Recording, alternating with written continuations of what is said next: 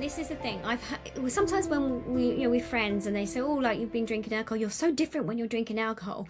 It was, what was his name? Van Prague. I remember him having a conversation with him, psychic medium, and we were talking about this, and he wrote about it in his book. And yeah, I was having a conversation with him at the college, and he wrote something about in his book about, with alcohols, you lowers your barriers, your defense mechanisms, where you're very open. And this is also with drugs as well. And it's easier then for those spirits, you see a nightclub with those people queuing up to go into the nightclub. There's also spirits on the other side that are going, which one should we pick? Let's have a look. Let's let's go for a drink with that one, or let's go dancing with that one.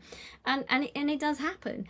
I've been on the underground in London, and I was with someone, I can't remember who I was with now, and we're walking, and I was like, oh, I looked at this person, and it's like an overshadowing, like a film of different, it looked like a it's going to sound like a skeleton. I could see the skeleton face over the physical human face of this lad that was walking towards me.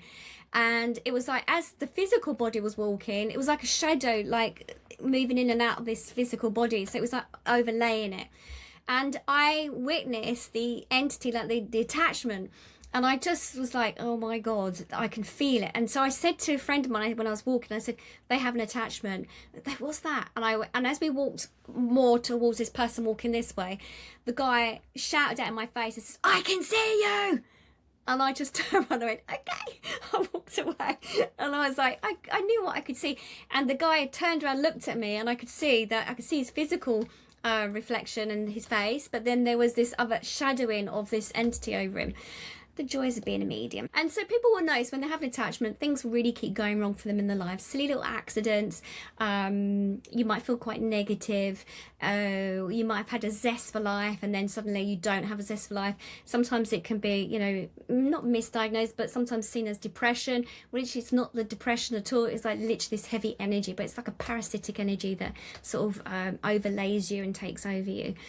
So yeah, it's real, I'm afraid. Here we go.